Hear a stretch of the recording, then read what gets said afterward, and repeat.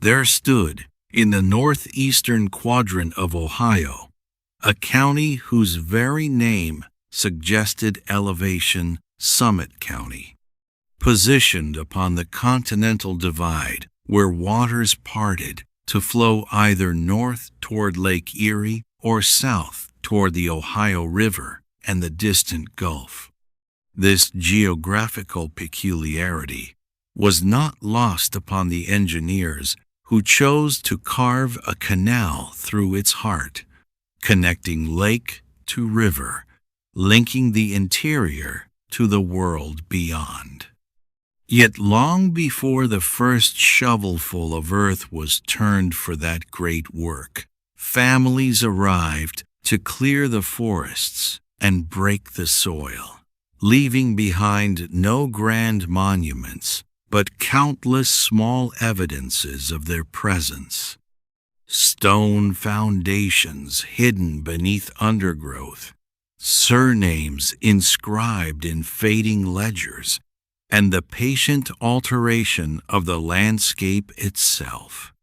What was it like to live in Summit County when the forests still held their ancient silence, when the canal was merely an audacious dream, and when the small settlement that would become Akron consisted of a few cabins clustered near the Portage path? And why, in the year 1857, did the largest flour mill in the county, the magnificent Cascade Mill, suddenly cease its operations on a calm June evening when not a breath of wind stirred the trees? A mystery that would perplex the community for months to come? Welcome to the American Gazetteer. Tonight, we turn the pages of history back to Summit County, Ohio, as it existed throughout that transformative century when wilderness became farmland, when isolation gave way to connection, and when the rhythm of rural life was punctuated by the arrival of the canal boat and the locomotive whistle. Summit County occupied a distinctive position in Ohio's geography, situated upon the Portage Path, an ancient trail used for centuries by indigenous peoples traveling between the Cuyahoga and Tuscarawas watersheds.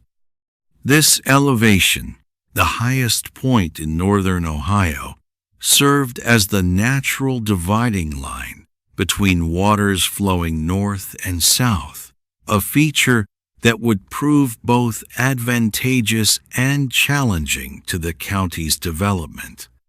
The Cuyahoga River, whose name in the Iroquoian tongue meant Crooked River, wound through the county's western portions in a series of dramatic bends and occasional waterfalls.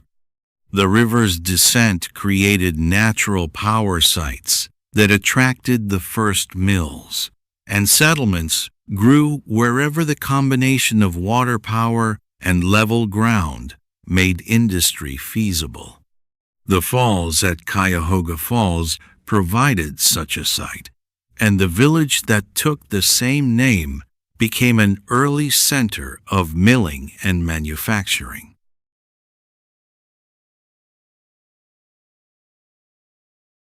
The Tuscarawas River began its journey in the county's southeastern corner, a modest stream that would grow as it flowed south, eventually joining the Muskingum and contributing its waters to the Ohio.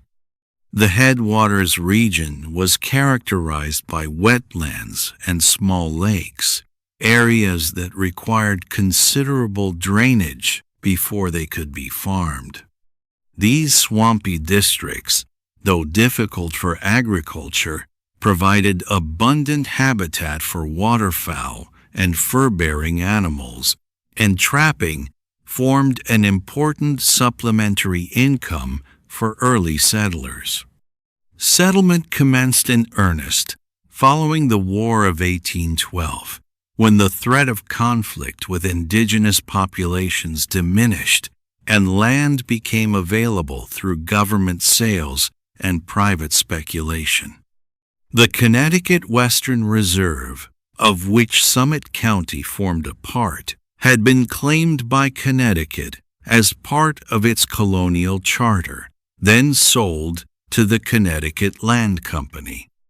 Surveyors divided the territory into townships, ranges, and lots, imposing geometric order upon a landscape that knew only the organic boundaries of watershed and forest.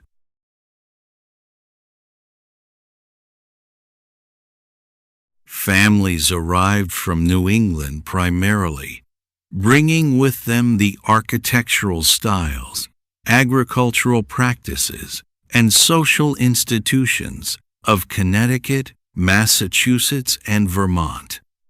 The Howe family, the Spicer family, the Upson family, and others claimed sections and commenced the arduous work of clearing. The forest was dense beech and maple dominated the uplands, with oak, hickory, and ash mixed throughout. Some trees measured 6 or 8 feet in diameter, requiring days of labor to fell and remove. The soil, once exposed, proved generally fertile, though variable in character. Clay predominated in many areas, creating heavy, moisture-retentive earth that was difficult to work but productive once properly drained and amended. The glacial till left scattered boulders throughout the fields, and stone picking became an annual ritual each spring as frost heaved new rocks to the surface. These stones were used to construct foundations, walls, and spring houses, transforming obstacles into resources. Climate presented both advantages and challenges. The growing season was shorter than in counties farther south, and late spring frosts or early autumn freezes could devastate crops. Yet the cooler temperatures suited certain crops, particularly wheat, oats, and hay, and the county developed a reputation for producing fine grains. Apple orchards thrived in the climate, and cider production became significant, the beverage serving as both refreshment and a means of preserving the harvest.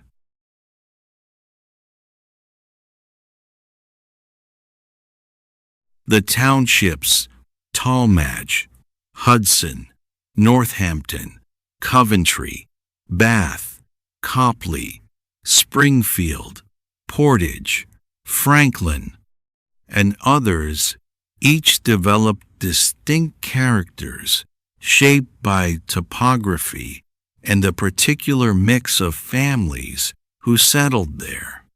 Tallmadge, laid out with a New England-style village green at its center, maintained a conscious connection to its Connecticut origins. The Tallmadge family itself, including the Revolutionary War Colonel Benjamin Tallmadge, maintained interests in the township's development, though they never resided there personally. Hudson, named for David Hudson, who led a pioneer party from Connecticut, became another center of New England culture and values. The Hudson family and associated settlers such as the Oviatt, Baldwin, and Brewster families established churches, schools, and a college, Western Reserve College, that brought educational opportunities to the frontier. The village of Hudson, with its brick buildings and careful planning, suggested permanence and civic ambition from its earliest years.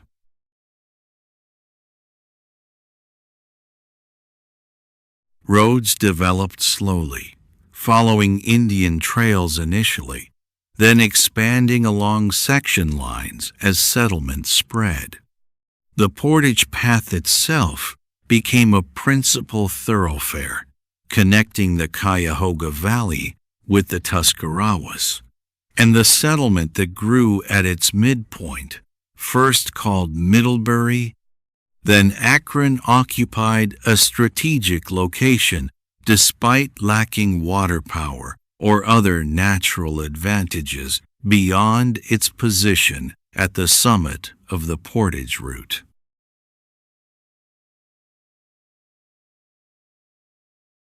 The decision to construct the Ohio and Erie Canal through Summit County fundamentally altered its trajectory.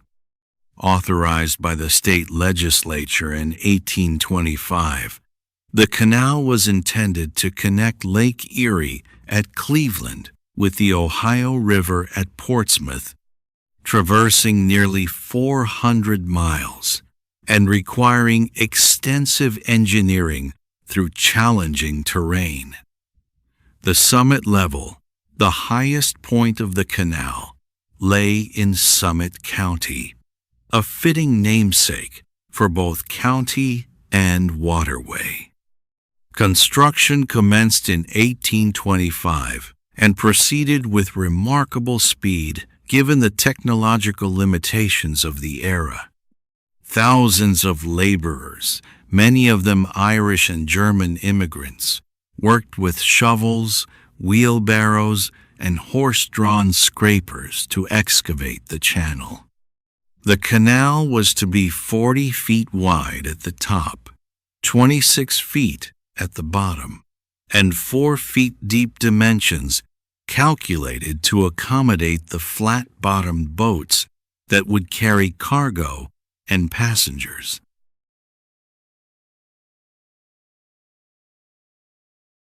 The technical challenges were considerable. The canal had to ascend from Lake Erie's elevation of 573 feet above sea level to the summit level at 1,008 feet, requiring a series of locks, 44 inches total, between Cleveland and Akron.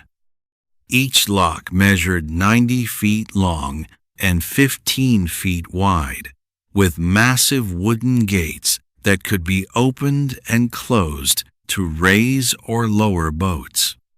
The construction of these locks demanded skilled stonemasons, and families such as the McDonalds, the Kellys, and the O'Brien's Irish immigrants with masonry experience found steady employment in their construction. Water supply for the summit level presented a critical problem. The canal required a constant flow to replace water lost through lockage and evaporation. Engineers constructed a series of reservoirs by damming streams. Long Lake, now called Summit Lake, became the principal feeder reservoir. Its waters directed into the canal through a carefully engineered system of culverts and gates. The Portage Lakes, a chain of natural and artificial bodies of water, were also developed to ensure adequate water supply. The canal's completion through Summit County in 1827 brought immediate and dramatic change. Akron, positioned at the summit level and serving as the canal's administrative center, grew from a small village to a bustling town within a few years. The population increased rapidly as merchants, craftsmen, boat builders, warehouse operators, and laborers arrived to exploit the opportunities created by the waterway. Families such as the Perkins, the Schumacher, and the Buchtel families established businesses that prospered from the canal trade.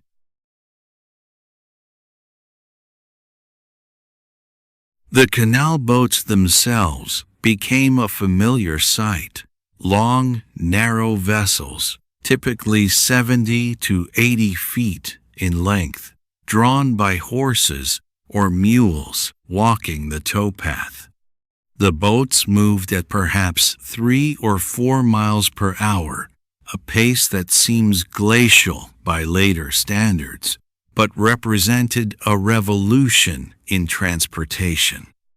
A boat could carry 30 to 50 tons of cargo, far more than any wagon, and the cost of shipping goods by canal was a fraction of the overland rate. Wheat, flour, corn, pork, and whiskey moved south from Summit County toward Portsmouth and the Ohio River, bound ultimately for markets in New Orleans or up the Mississippi to St. Louis and beyond. Returning boats brought merchandise from eastern cities, manufactured goods, tools, fabrics, and luxury items that had previously been unavailable or prohibitively expensive in the interior. The canal integrated Summit County into regional and national commerce in ways that had been impossible in the era of wagon transportation. Villages along the canal routes, Akron, Cuyahoga Falls, Boston, later Peninsula, developed as transshipment and processing centers.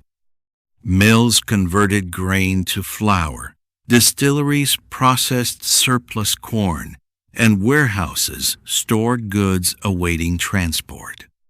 The seasonal rhythm of agriculture now included the rhythm of canal traffic, which peaked in spring and autumn when crops moved to market and supplies arrived for the coming season.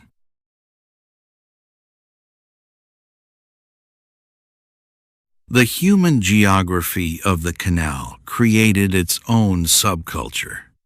Boat crews, typically a captain, his family, and perhaps a hired hand, lived aboard their vessels for months at a time, moving between ports and developing reputations for reliability or otherwise. Lock tenders and their families occupied small houses beside the locks, responsible for the operation and maintenance of the gates and the collection of tolls. Taverns and boarding houses catered to boat crews and travelers, and these establishments gained reputations, favorable or otherwise, that spread along the canal network. The canal also brought challenges. Stagnant water bred mosquitoes and diseases such as malaria, then called ague, affected communities along the route. Canal workers, particularly those involved in excavation through swampy areas, suffered high rates of illness. Cholera epidemics periodically swept through canal communities, and the movement of people and goods that made the canal economically valuable also facilitated the spread of contagion.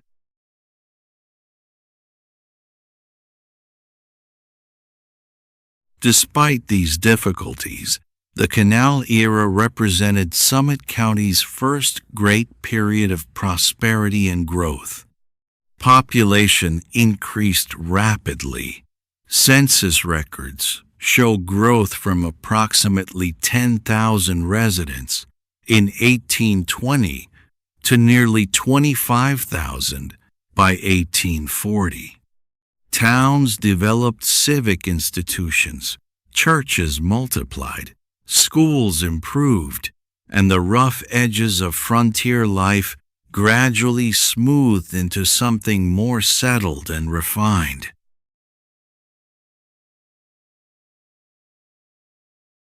While the canal transformed commerce and encouraged urban growth, the majority of Summit County residents remained tied to agriculture throughout the century. The farmer's life followed patterns dictated by season and weather, patterns that varied little from year to year and demanded both foresight and endurance. Spring work commenced as soon as the frost left the ground sufficiently for plowing. The farmer walked behind his plow, initially wooden with an iron share, later entirely iron, as his horses or oxen pulled the implement through the heavy clay soil. The work was exhausting, requiring strength and patience as the plow caught on rocks and roots. Fields were plowed, harrowed, and then planted, the specific crop rotation varying by farm and family tradition.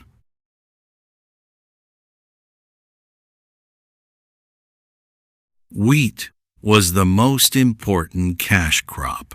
Planted in autumn, it overwintered as tender shoots, then resumed growth with spring warmth.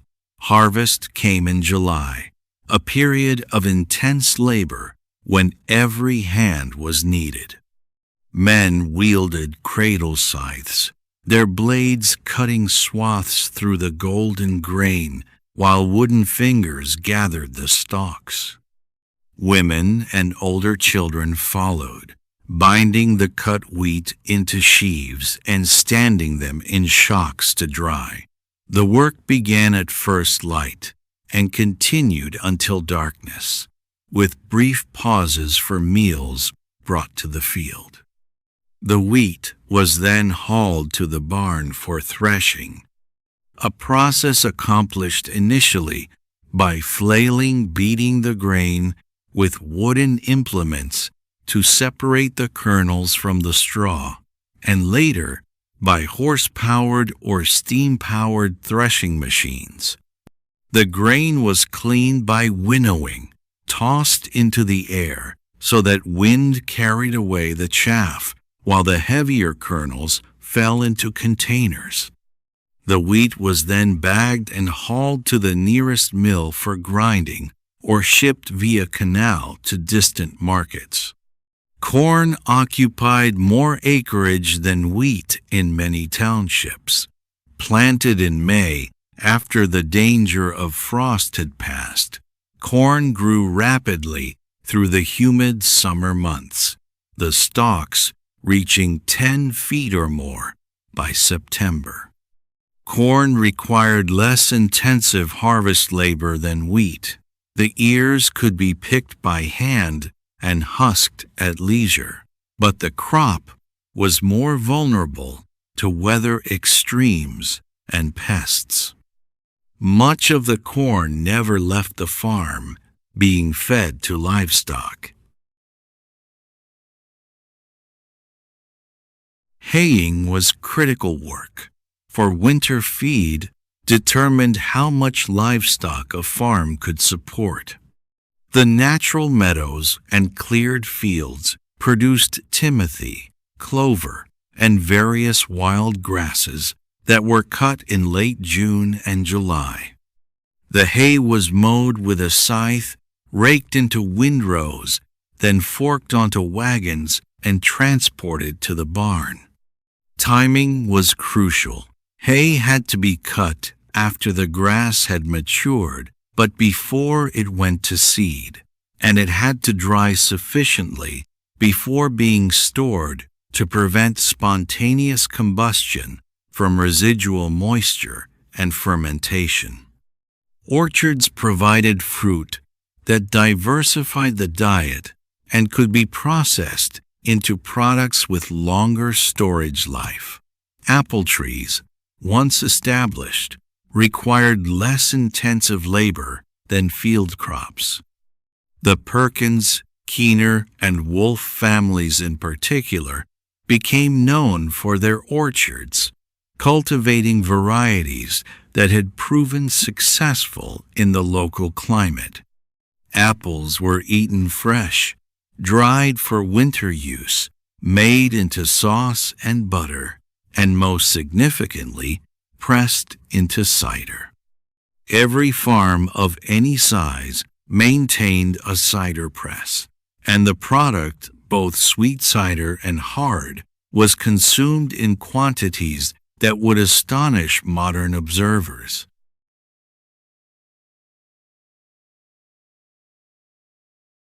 Livestock represented both capital and savings. Cattle served multiple purposes. Milk cows provided dairy products.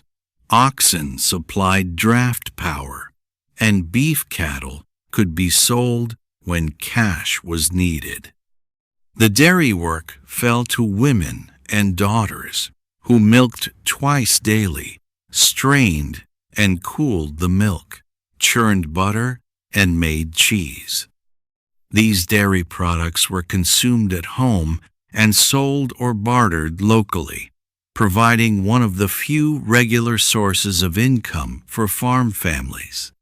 Hogs required less care than cattle and converted corn into meat with remarkable efficiency. They ranged semi-wild through remaining woodlots during warmer months, fattening on acorns and other mast. In autumn they were penned and fed corn to finish, then slaughtered when cold weather arrived. Butchering was communal work, with neighbors assisting each other in turn. The meat was preserved by salting, smoking, or both, filling the smokehouse for the winter months. Families such as the Merriman, Birch, and Steinberger maintained particularly large herds and became known for the quality of their pork. Sheep were kept primarily for wool, though mutton supplemented the diet. Shearing occurred in spring, and the wool was washed, carded, spun, and woven into fabric at home or taken to one of the county's woolen mills for processing. The domestic textile industry remained significant throughout the century, despite the increasing availability of manufactured cloth. Winter brought respite from field work, but not from labor. Firewood required cutting, splitting, and stacking work that occupied many winter days and kept the family warm. Livestock still needed daily attention, fed and watered regardless of weather. Equipment was repaired, harness mended, tools sharpened.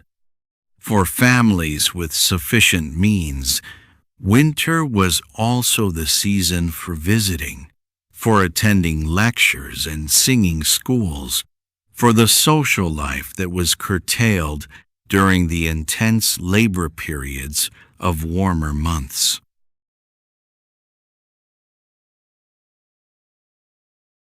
The farmhouse was not merely a residence, but the center of production for countless goods that sustained the family.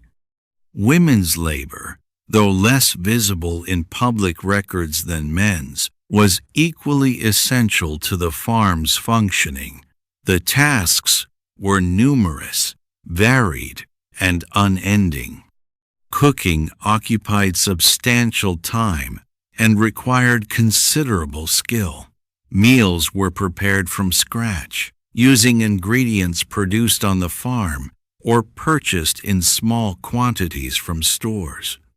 Bread baking occurred several times weekly, the process beginning with tending the yeast starter, mixing and kneading the dough, then baking in an oven whose temperature could only be judged by experience. Meat, potatoes, vegetables, and dairy products formed the core of the diet, with seasonal variations providing occasional variety.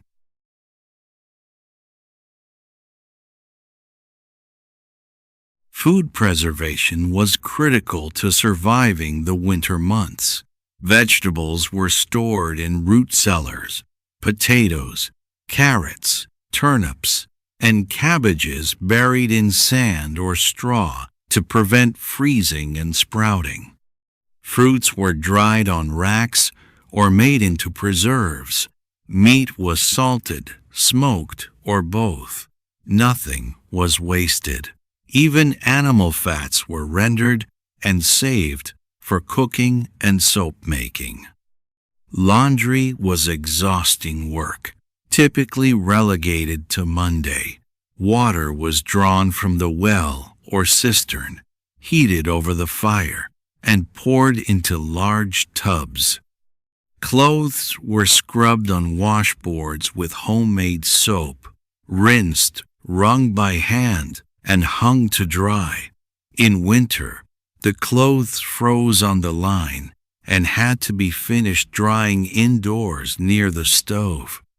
The work left hands raw and backs aching. Sewing and textile work occupied countless hours. Clothing was made at home from fabric that might be store-bought, but was often homespun. Wool was sheared, washed, carded, spun, and woven, a process that extended across seasons. The spinning wheel and loom were essential household equipment, and proficiency with them was a mark of a capable housewife. Families such as the Alling, Fowler, and Wilcox households were noted for producing particularly fine textiles that were sometimes sold or traded.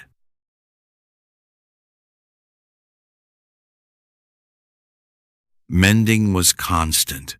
Garments were worn until they could no longer be repaired, then cut down for children's clothes or incorporated into quilts. Quilting was both practical and social. Quilt tops were pieced during solitary hours, then assembled and quilted at bees, where women gathered to work collectively, their needles moving in practiced rhythm while conversation flowed. Children were integrated into household labor from early ages. Small children gathered eggs, brought in kindling, and performed other simple tasks. As they grew, their responsibilities expanded. Boys worked increasingly alongside their fathers, learning agricultural skills and the maintenance of tools and buildings. Girls worked with their mothers, acquiring the domestic skills they would need to manage their own households. Education, where it occurred, was irregular and seasonal. District schools operated primarily in winter, when children could be spared from farm work.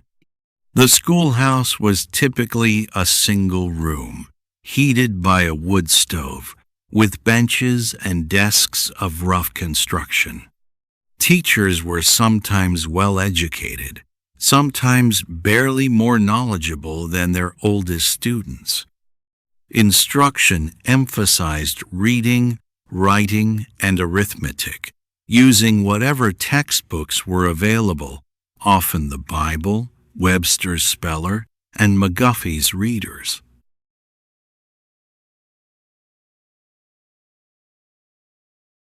Social life centered on the church and community gatherings. Camp meetings and revival services provided spiritual renewal and social connection. Barn raisings, husking bees, quilting bees, and other collective work events combined labor with sociability. These occasions were opportunities for courtship, for the exchange of news, and for the maintenance of community bonds that were essential in an era when government services were minimal and mutual assistance was often the difference between survival and failure. Medical care was largely domestic. Women maintained herb gardens and learned remedies from older relatives, and published guides. Doctors were scarce, expensive, and of variable competence. Childbirth was attended by midwives, often neighbors with extensive experience. Infant and child mortality remained high. Most families lost at least one child, and many lost several. The small gravestones in family plots and township cemeteries testified to the precariousness of life.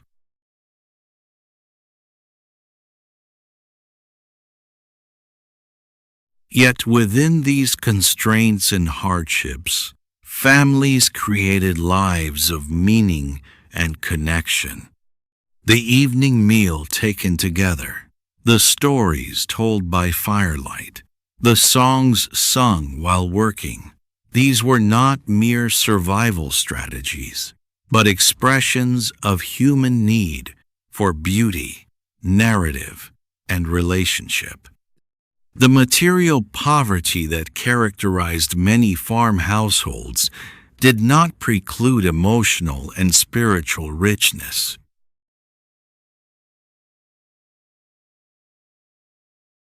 While agriculture sustained the majority, industry diversified Summit County's economy and created centers of wage employment. The county's advantages: water power, canal access, and later railroad connections, attracted entrepreneurs who established mills, factories, and various manufacturing enterprises. Flour milling was among the earliest and most important industries. Every significant stream supported at least one grist mill, where farmers brought their wheat and corn to be ground. The larger operations, such as the Cascade Mill in Akron, had multiple runs of stones and produced flour for export markets.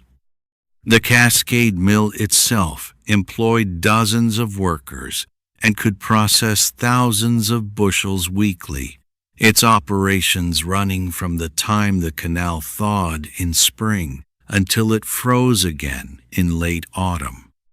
The mysterious cessation of the Cascade Mill's operations in 1857 puzzled everyone.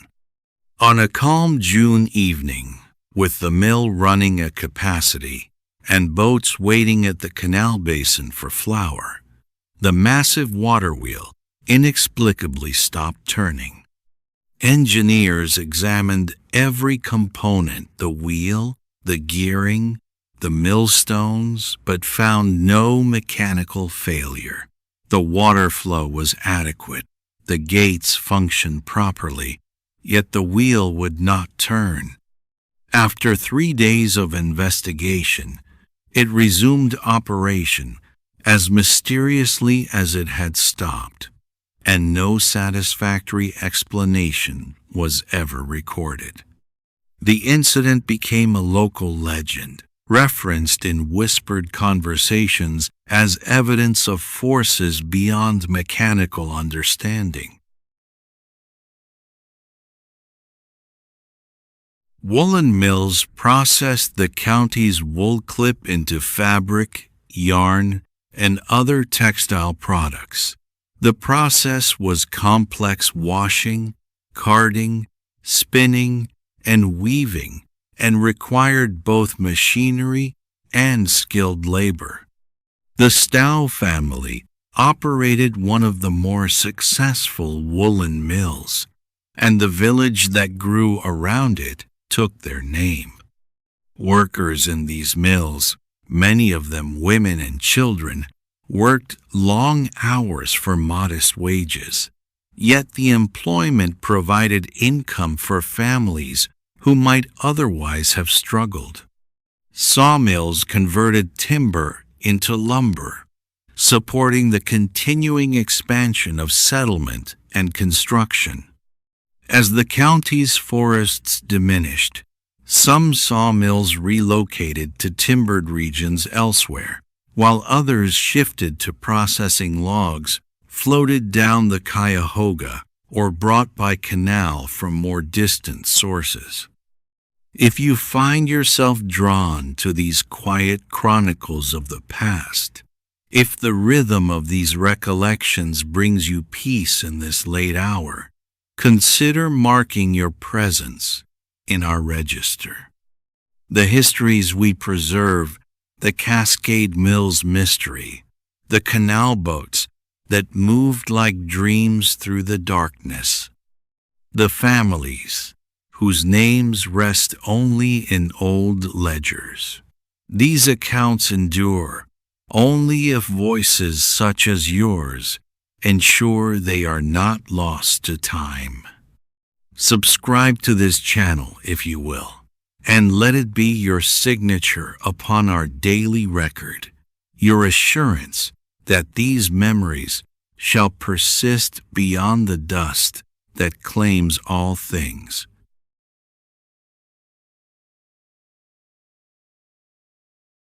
The Canal era, though transformative, proved relatively brief. The arrival of railroads in the 1850s offered faster, more reliable transportation that operated year-round, unaffected by freezing temperatures or droughts. The first railroad through Summit County, the Cleveland, Zanesville, and Cincinnati Railroad, reached Akron in 1851, and additional lines followed. The railroads did not replace the canal immediately, but gradually eroded its competitive advantages. Goods that required rapid delivery or had high value relative to weight shifted to rail transport. The canal continued to carry bulk commodities, grain, coal, and lumber for decades, but its relative importance declined. Villages and townships that secured railroad connections prospered, while those dependent solely on the canal found their growth constrained.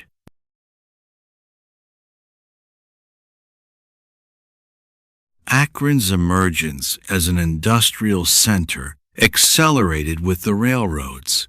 Ferdinand Schumacher established an oatmeal mill in the 1850s, processing oats into cereal products that could be shipped nationally.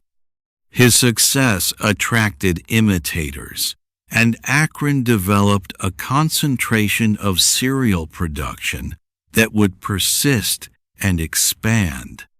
The Quaker Oats Company and other firms trace their origins to this period, when Schumacher demonstrated the viability of processing local agricultural products into branded consumer goods. The B.F. Goodrich Company's establishment in Akron in 1870 marked another turning point. Initially producing fire hoses and other rubber goods, the company would later become central to Akron's identity as the rubber capital in the early 20th century.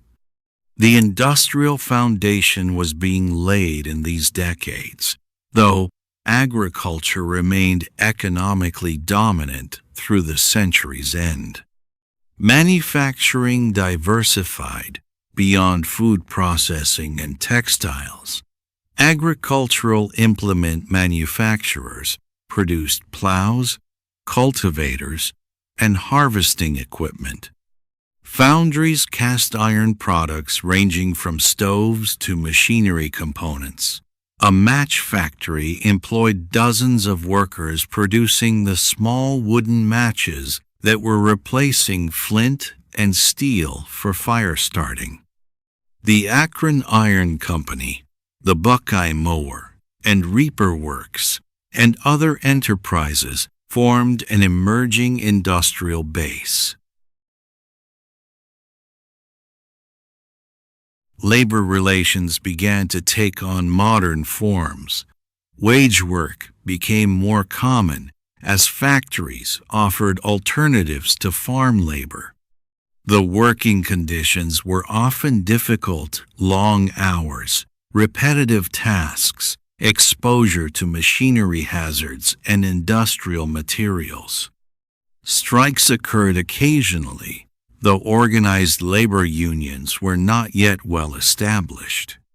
The transition from an economy of independent farmers to one including substantial numbers of wage workers created social tensions and new class divisions.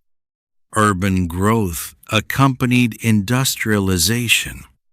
Akron's population increased dramatically, from approximately 3,000 inches 1850 to over 10,000 by 1870, reaching 16,000 by 1880. The city developed distinct neighborhoods with industrial areas near the canal and rail lines, commercial districts in the center, and residential areas spreading outward. Ethnic neighborhoods formed as German, Irish, and later Italian and Eastern European immigrants settled in clusters, maintaining language, churches, and cultural practices from their homelands. Housing for workers ranged from simple frame houses to boarding houses where single men rented rooms and took meals. The more prosperous built substantial brick homes with ornamental details reflecting Gothic Revival or Italianate styles popular in the period. The architectural variety visible in residential neighborhoods reflected the growing social stratification of an industrializing society. Public services expanded to meet urban needs. Water systems were constructed, drawing from springs and wells and distributing through wooden pipes, later replaced by iron. Gaslighting appeared in the 1860s, with a gasworks producing illuminating gas from coal. Street paving began in the commercial center, replacing the mud and dust that had characterized streets since settlement. These improvements were financed by municipal bonds and assessed taxes, creating ongoing debates about the proper scope and cost of government services. Churches multiplied and became more elaborate. The simple frame structures of the pioneer era gave way to substantial brick and stone buildings with towers, stained glass, and pipe organs. Denominations proliferated: Methodist, Presbyterian, Baptist, Congregationalist, Lutheran, Catholic, Episcopalian, and others. Each erected buildings and competed for members. The churches served not only religious functions, but also provided social services, education, and community identity.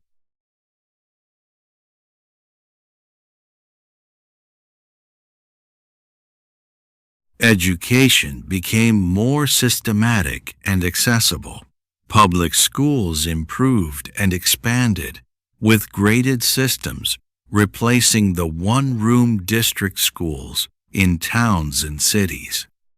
High schools appeared, offering secondary education that had previously been available only through private academies. Buchtel College, founded in 1870 by the Universalist Church, provided higher education and would eventually become the University of Akron. The Wolf, Todd, and Mitchell families were among those who supported educational institutions financially and through service on governing boards.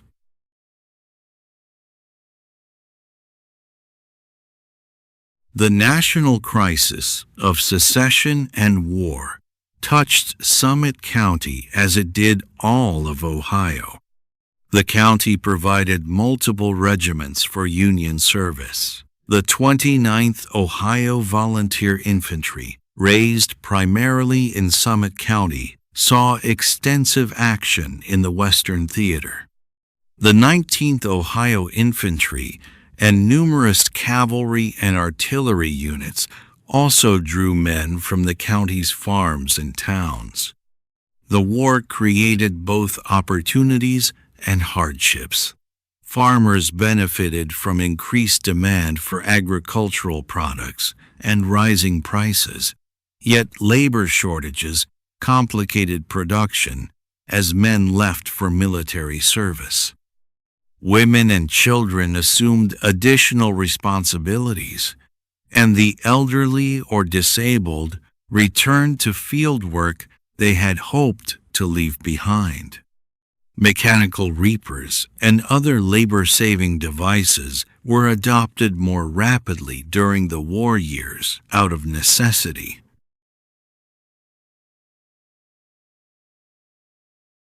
The home front organized to support the war effort. Ladies' aid societies sewed uniforms, rolled bandages, and shipped supplies to regiment encampments. Community gatherings raised funds through subscription drives and benefit events. The newspapers, the Summit County Beacon, and others published casualty lists and letters from soldiers, connecting the distant battlefields to families waiting at home. Casualties mounted as the war progressed. The 29th Ohio suffered heavily at Stones River and Chickamauga, and nearly every township lost men to battle, disease, or prison camps. The return of wounded veterans created needs for medical care and economic support. Some recovered and resumed their former lives. Others bore visible and invisible wounds permanently. The war's end brought relief, but also difficult adjustments. Veterans returned to find communities changed, farms in need of work deferred during their absence, and economic conditions disrupted by the transition from war production to peacetime economy. Memorial associations formed to honor the fallen, and monuments were erected in courthouse squares and cemeteries, simple granite columns topped with soldier statues, inscribed with the names of the dead.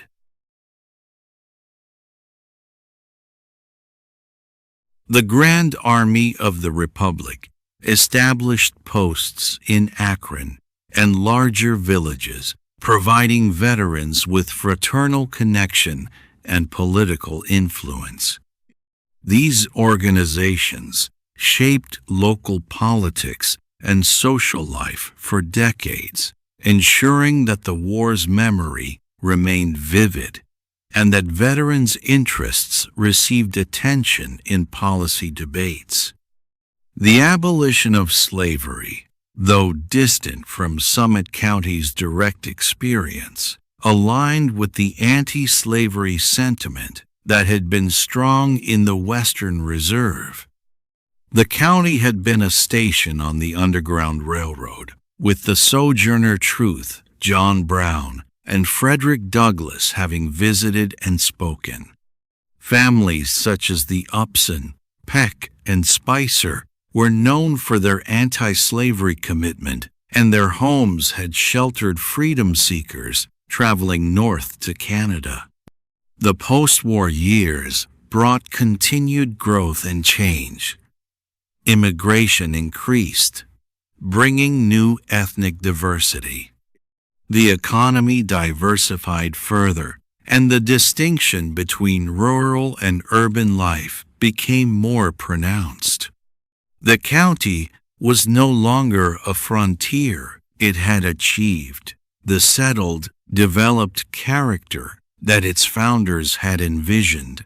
though perhaps not in all the forms they had imagined.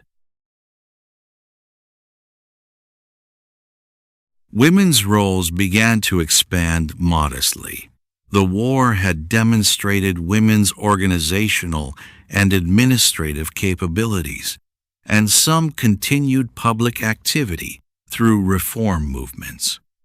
The temperance movement gained strength, with the Women's Christian Temperance Union establishing local chapters.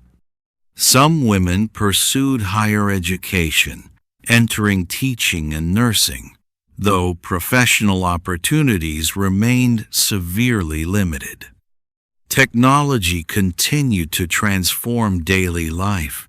Sewing machines appeared in more households, reducing the time required for garment production.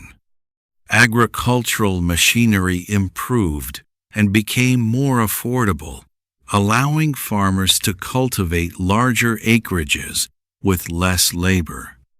Barbed wire, introduced in the 1870s, revolutionized fencing, making the enclosure of large pastures economically feasible.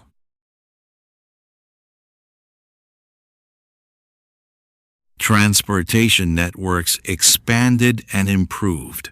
More railroads crossed the county, creating a web of connections. Rural free delivery of mail began in experimental programs, eventually becoming standard, connecting farm families more reliably to the broader world.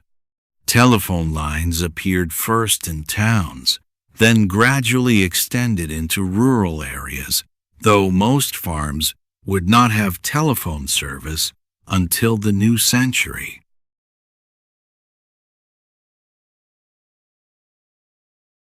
The strange incident of the Cascade Mill's unexplained stoppage in 1857 remained a source of speculation for years. Some attributed it to supernatural forces, others to sabotage, still others to unknown mechanical principles. The truth emerged only decades later when a former mill worker, in his final years, revealed what had occurred. On that June evening, a massive log, perhaps 30 feet long and 3 feet in diameter, had floated downstream during a period of high water following heavy rains. The log had become wedged beneath the water wheel in such a way that it neither broke nor dislodged, but created a perfect counterbalance to the wheel's rotation. The water pressure was insufficient to overcome the obstruction, yet the log remained invisible to observers because it sat completely submerged beneath the wheel's lowest point.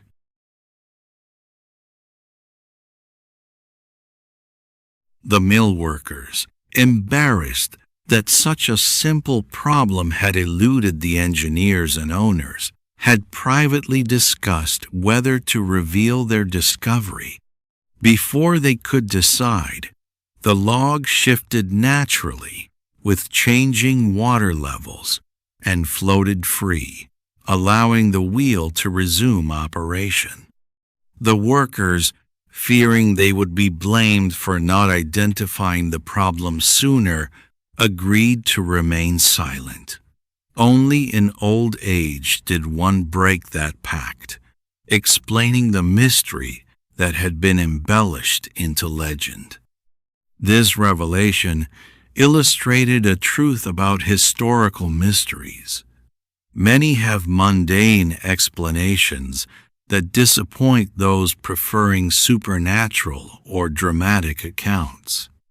Yet the ordinary often carries its own interest, the social dynamics that led workers to conceal the truth, the ways stories transform through retelling, the human tendency to prefer mystery to explanation.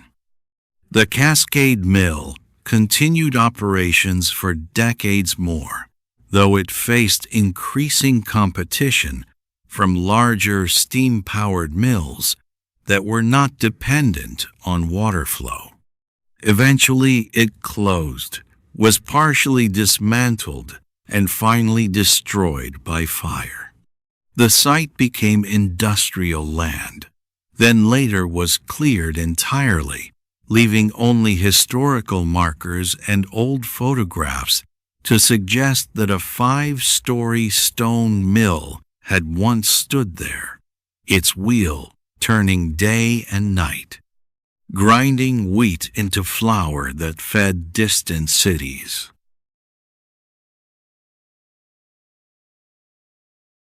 By the century's end, Summit County bore little resemblance to the forested wilderness that had greeted the first settlers 80 years before. The transformation was nearly complete. Wilderness had become farmland, isolation had given way to connection, and subsistence economy had evolved into commercial and industrial enterprise. The forests remained only in scattered woodlots and steep ravines unsuitable for cultivation. The landscape was now one of fields, fences, roads, towns, and infrastructure, a humanized environment shaped by thousands of individual decisions and collective projects. The straight lines of property boundaries, roads, and canals imposed geometric order on terrain that had known only the organic boundaries of watershed and ecology. Yet remnants of the earlier landscape persisted.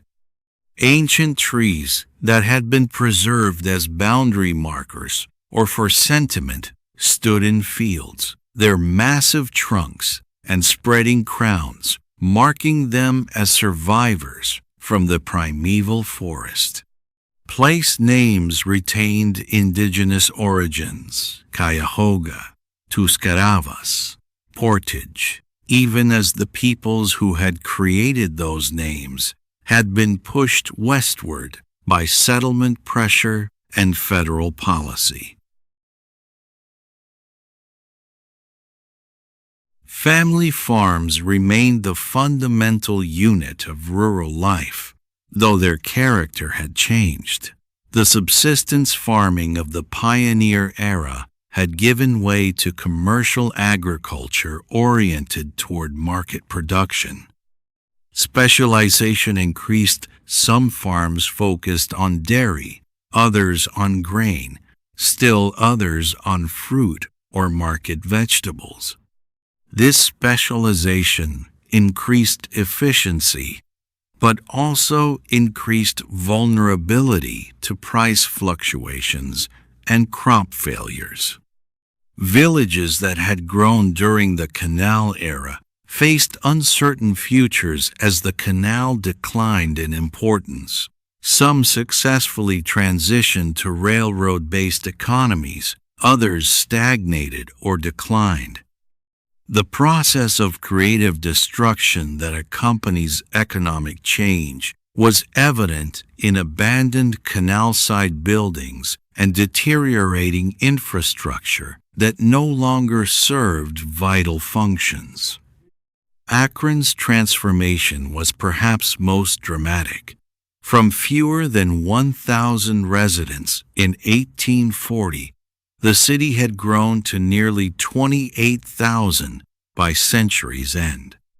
It had developed the full array of urban institutions, multiple newspapers, theaters, a public library, hospitals, streetcar lines, and municipal services. The cereal processing and agricultural equipment industries employed thousands, and the nascent rubber industry suggested future directions. Social stratification, minimal in the pioneer era when most families shared similar circumstances, became more pronounced. Wealthy industrialists and merchants lived in substantial homes on fashionable streets, employed servants, and participated in exclusive social clubs. Working-class families lived in modest frame houses or tenements, their economic security precarious and dependent on continued employment. The ethnic neighborhoods, German, Irish, Italian, maintained distinct identities, though second-generation immigrants increasingly adopted American cultural forms while retaining elements of ancestral heritage. Education had expanded dramatically. Public schools operated year-round with graded curricula, trained teachers, and standardized textbooks. High school attendance, once exceptional, became increasingly common. Buchtel College and business colleges provided post-secondary opportunities. The commitment to public education reflected both democratic ideals and practical recognition that an industrial economy required literate, numerate workers. Women's lives had evolved, though within continuing constraints. Middle-class women increasingly viewed themselves as guardians of culture and morality, organizing clubs devoted to literature, music, and social reform. Women's suffrage advocates organized, though Ohio would not grant women the vote until federal constitutional amendment made it unavoidable. Women entered the paid workforce in larger numbers, though primarily in teaching, nursing, domestic service, and factory work occupations considered appropriate to feminine capabilities and nature.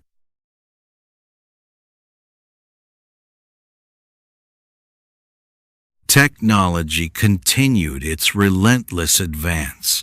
Electric lighting appeared in commercial buildings and the homes of the wealthy. Telephones connected businesses and gradually extended to residences.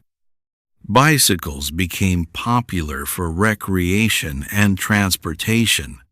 These innovations, which would seem primitive within decades, represented modernity to those experiencing them. Yet for all the change, continuities persisted. The agricultural calendar still governed rural life. Families still gathered for meals and worship. Churches remained central institutions. The values of hard work, thrift, and mutual obligation inherited from New England Puritan tradition continued to shape behavior and expectations. The county had changed fundamentally, yet it remained recognizably descended from the aspirations of those first settlers who had arrived with axes and dreams.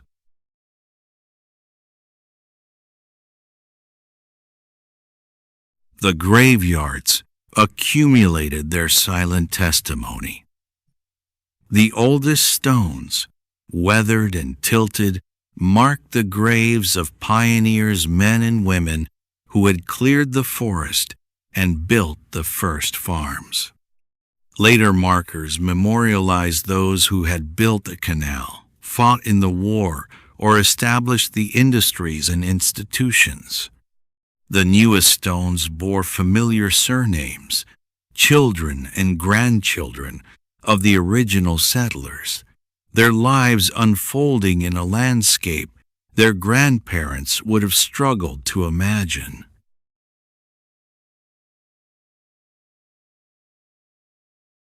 To observe Summit County's trajectory across that long century is to witness an arc common to much of the American North, from wilderness to settlement, from isolation to integration, from subsistence to commercial economy, from rural to increasingly urban character. Yet within this common pattern, the particular details mattered to those who lived them. The county's elevation, its position at the watershed divide, shaped both its challenges and opportunities. The engineering feat of constructing a canal across that divide demonstrated human capacity to alter nature for economic purpose. Yet the canal's eventual decline illustrated that technological advantage was always temporary, always vulnerable to newer innovations. The people who created Summit County's prosperity came from diverse origins. New England Yankees brought their cultural values and institutional forms, creating a society that emphasized education, temperance, and moral improvement. German immigrants brought skills and work ethic, establishing businesses and cultural organizations. Irish laborers dug the canal and built the railroads, their labor essential to infrastructure development. Later immigrants from Southern and Eastern Europe entered the factories and mills, adding further diversity to the social fabric. The economic transformation from agriculture to industry created both winners and losers. Those who owned land near developing urban centers saw their property values rise dramatically. Those who invested early in canal-side mills and later in railroad-connected factories often prospered.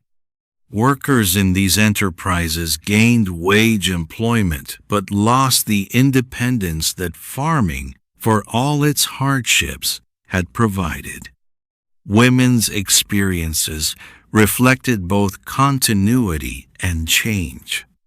The fundamental structures of patriarchal authority and domestic responsibility persisted, yet women's actual activities and influence expanded in ways both subtle and significant.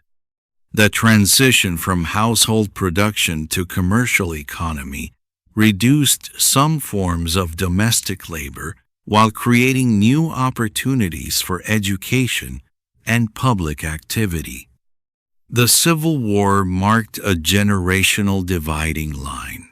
Those who fought carried memories that shaped their understanding of citizenship, duty, and national identity.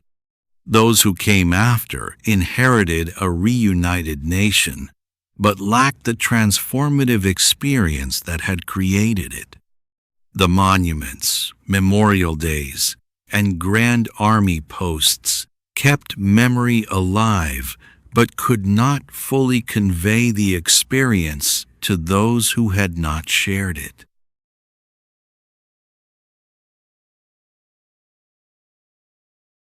The physical landscape bore witness to change in ways both obvious and subtle. The forest had given way to fields, yet reforestation was beginning on marginal lands as agriculture became less profitable. The canal, once the artery of commerce, was becoming an industrial waste channel in urban areas and a picturesque remnant in rural ones. Buildings accumulated, some preserved with care, others allowed to decay, still others demolished to make way for the new. Memory became selective and contested. Which stories were preserved, which forgotten, reflected the interests and biases of those doing the remembering. Pioneer narratives emphasized courage and hardship, while often eliding the displacement of indigenous peoples that had made settlement possible. Success stories dominated local histories, while failures and tragedies faded from communal memory. Yet despite these limitations, the impulse to remember, to document, to preserve, to honor reflected a recognition that the lives lived in Summit County across that century had significance beyond their immediate circumstances. The farmers who broke the soil, the workers who dug the canal, the soldiers who marched away, the women who maintained households and raised children, their individual names might be forgotten by later generations, but their collective legacy persisted in the landscape they had created and the institutions they had established.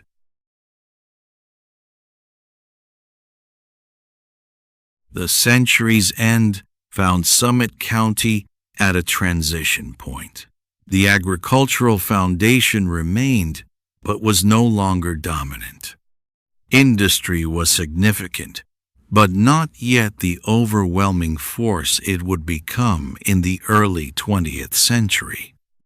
The county stood between two eras, retaining elements of both rural and urban identity, still connected to its New England origins, yet increasingly integrated into a national industrial economy.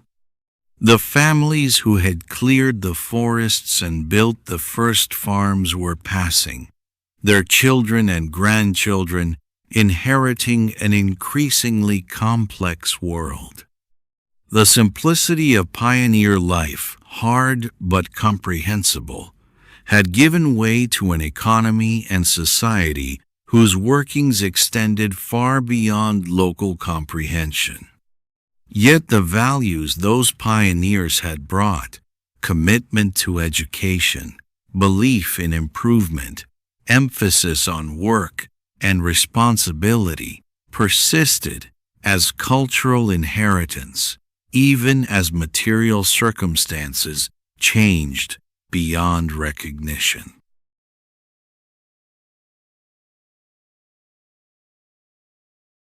And thus, we close the entry for Summit County. The canal boats no longer ply their slow course through the darkness, drawn by patient mules along the towpath. The Cascade Mill's wheel no longer turns, its stones no longer grinding wheat into flour. The forests that towered when the first settlers arrived exist now only in a few preserved remnants. Yet something persists in the place names that remember the past, in the institutions built with such hope, in the landscape shaped by countless individual efforts, and in the descendants of those who came and cleared and built and believed that their labor would matter. Rest well.